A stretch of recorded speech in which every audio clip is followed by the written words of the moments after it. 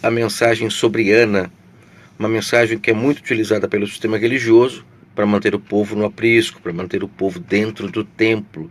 Pessoas estão aguardando, né, o resultado daquilo que elas esperam, confiando nessa história de Ana, porque Ana recebeu o que ela pedia, então nós agora podemos pedir o que nós quisermos e o Pai vai nos dar. E na verdade essa história não tem nada a ver com as nossas conquistas do dia a dia. Essa história de Ana é um mapa também, assim como a história de Sansão, que eu já coloquei aqui no canal.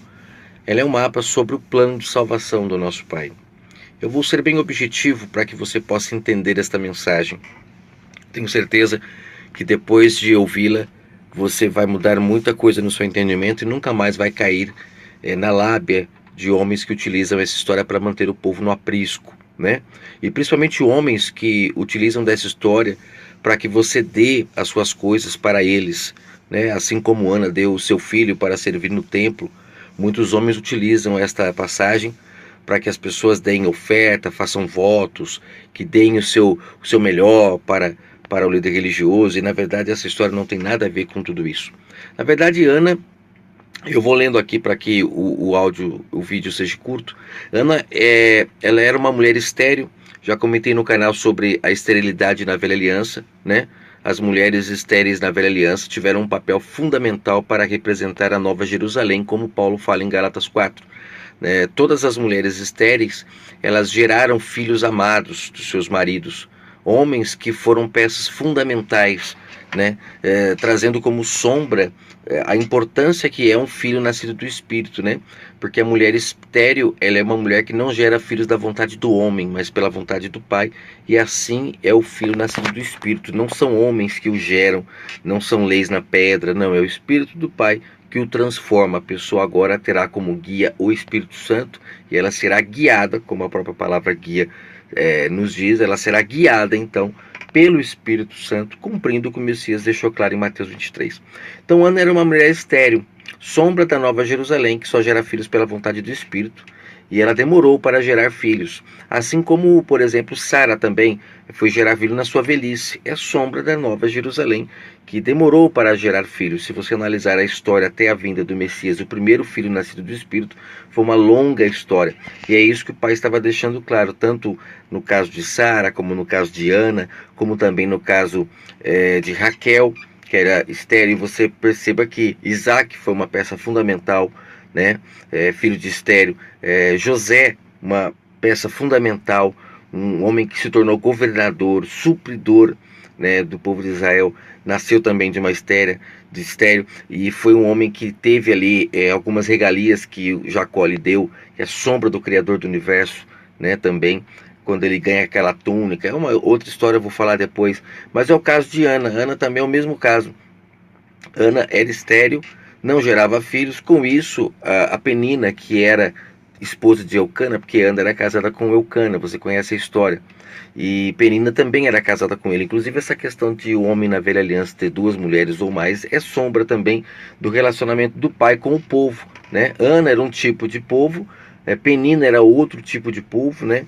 Então a Penina, como aqui no próprio na própria imagem você percebe, ela tinha vários filhos com Eucana, e ela zombava de Ana porque Ana não tinha filhos. Aí muitos vão dizer que representam as pessoas que ficam rindo de você porque você não tem nada, e na verdade não é nada disso. Na verdade, Penina tinha muitos filhos, e esses filhos representavam as pessoas que são geradas pela lei, que são geradas por guias humanos, né? São pessoas que o tempo todo estão sendo geradas, estão entrando para templos religiosos, estão servindo a homens, e são muitos que são guiados por leis. São bons, são pessoas melhores, né? Até a pessoa falar, a religião faz bem para o mundo. Se você analisar pelo fato de que muitos deixam de beber, deixam de fumar, deixam de trair porque vão para um templo religioso, você até pode analisar e falar, não, realmente isso faz bem para o mundo mesmo. Só que são filhos escravos, para o pai não serve de nada, é como o povo, né, na Jerusalém terrena. Porque essa religião que existe hoje, ela é uma sequência da religião judaica, da religião lá de Israel, que depois se propagou para o resto do mundo. Então todas essas pessoas pessoas que se tornam evangélicas, que se tornam pessoas crentes através da lei, através dos homens, são importantes para uma melhora no mundo, né? Mas são filhos escravos, são filhos nascidos, vamos supor, da Penina, são filhos nascidos de Agar, são filhos nascidos lá das escravas de Jacó, são filhos que nascem pela lei, por ordenanças, e o pai procura aqueles que nasçam do Espírito, assim como o Messias disse para a mulher samaritana, e o seu povo, de fato, os filhos da mulher amada, são os nascidos do Espírito. Então, o Messias foi o primeiro filho nascido da Nova Jerusalém, aquele que nasce pelo Espírito do Pai. Por isso que fala que ele nasceu de uma virgem, nasceu pela vontade do Pai. Essa virgem, já falei no áudio sobre Sansão, que representa as pessoas que não se contaminam com o engano da Babilônia. Então o Espírito do Pai, ele vem e desce sobre essa pessoa, porque ela não está fermentada, ela se desfez do engano, da podridão, né? É quando o Messias fala na parábola das bodas, que as bodas foi dada aos cegos, aos coxos, aos mancos, né? Aos paralíticos, que representam os gentios, pessoas que estão doentes perante o Pai, não estão perfeitas para receber o seu Espírito Santo, mas foi dado o Espírito Santo, e a pessoa, quando recebe o Espírito Santo, ela se cura e ela passa a buscar o Pai em espírito. É isso que representa, né, essas doenças, não são físicas, mas sim espirituais. Então aqui, o Messias foi o primeiro nascido da estéril, e depois aí vem o resto da humanidade que crê em suas palavras, que abandonam pai e mãe, né, para buscar o Pai em espírito, porque na velha aliança os homens, eles eram utilizados como uma espécie de pai e mãe das pessoas, que ensinavam a lei do Criador do universo, que eles estavam preparando a noiva para a vinda do Messias. Quando o Messias vem, que o Messias ali é o próprio Pai, né, é o Emanuel, né, ele vem para se casar com a sua noiva. A sua noiva estava toda prostituída, e ele não a aceita, e esta noiva justamente são os filhos de Penina, são os filhos de Agar, os filhos, né, dos escravos de Jacó lá, de Raquel, né? Então o pai não aceitou essas pessoas. Por quê? Porque só faziam o bem porque estava na lei, estava na pedra, por ordenança, não era de forma natural, não tinha o Espírito do Pai para saber o que era certo, o que era errado. Então o Messias veio e fala: a partir de agora o Pai vai buscar os nascidos do Espírito, ou seja, aqueles que fazem o que é correto, porque são nascidos do Pai, e não porque são nascidos dos homens, né? Então, eu creio que deu para você entender aqui essa questão de Ana e Penina, né? Depois que nasce o filho de Ana, que o pai ouve a sua oração e ele nasce, ele vem, e a Ana leva ele para servir no templo. E isso é sombra também dos nascidos do Espírito. Todo nascido do Espírito, ele passa a buscar o Pai no templo. Que templo é este? No seu entendimento. Ele passa a buscar o Pai na sua casa de oração, que é o seu entendimento, de forma racional. É isso que representa Ana levando lá Samuel para servir no templo. Ele vai buscar agora o Pai no entendimento dele, de forma racional, em um culto racional. E, inclusive, todos os nascidos do Espírito, eles se tornam sacerdotes através do Messias. Isso está escrito no Apocalipse 1:6, Hebreus 7 e 1 Pedro 2:9. Nos tornamos sacerdotes. Por quê? Substituímos o sacerdócio na velha aliança. Você se lembra que o sacerdote era a única pessoa que tinha contato com o Pai, né?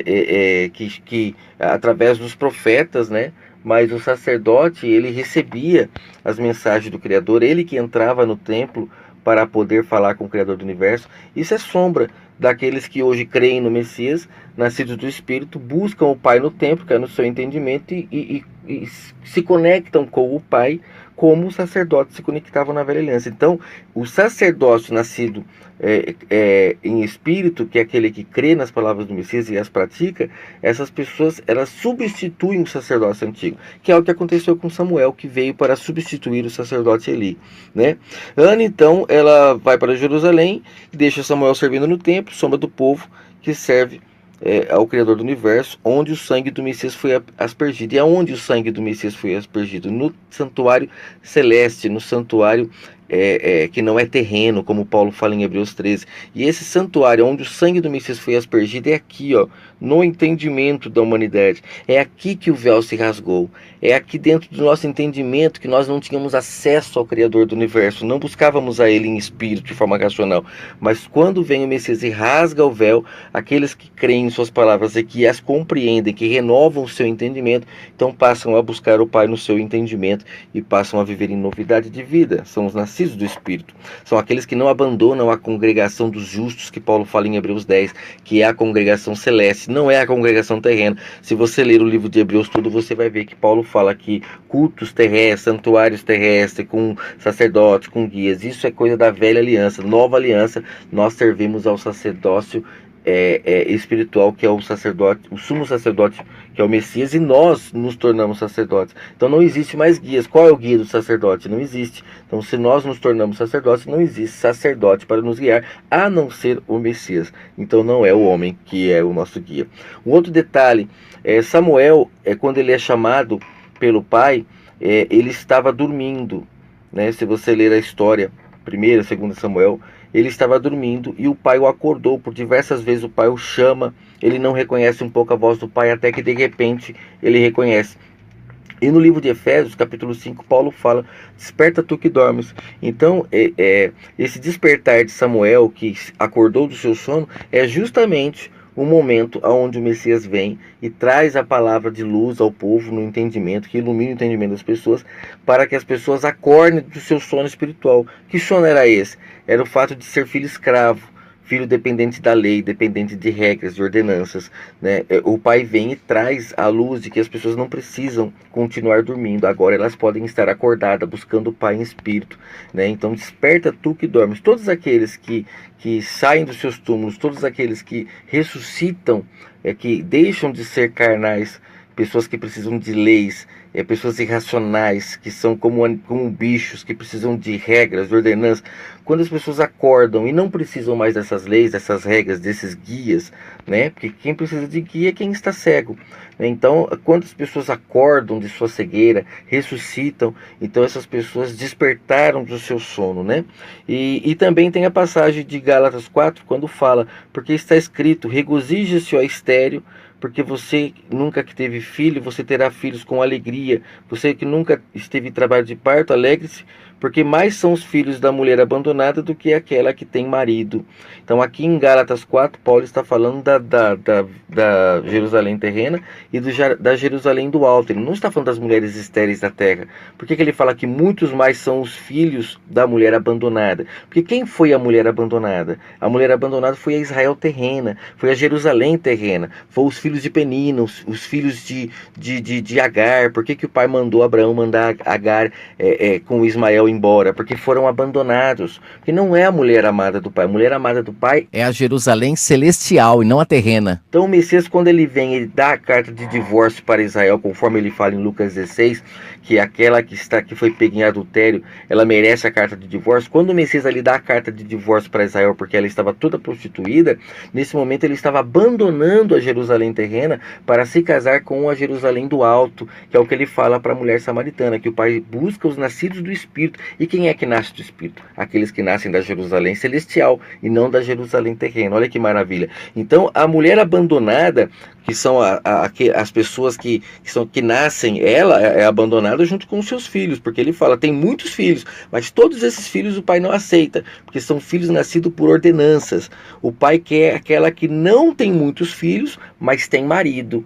É o marido que está presente. Quando fala marido presente, é porque são pessoas que buscam o pai em espírito, no raciocínio, fazem o que é correto, não são ímpios, como eu gravei esses dias na mensagem sobre o ímpio, que se engana o tempo todo, acha que é o diabo que faz as coisas, não tem consciência dos seus próprios erros. Então são filhos bastardos, gerados pela religião terrena. Aqueles que nascem do Criador do Universo são filhos que têm pai, são tementes à sua voz, são guiados pelo seu espírito, cuja sua mãe tem marido. Então é uma criança que nasce com consciência do que é certo, do que é errado, porque busca o pai no templo. Estão agora buscando o pai na casa de oração, que é o seu raciocínio. Isso é maravilhoso.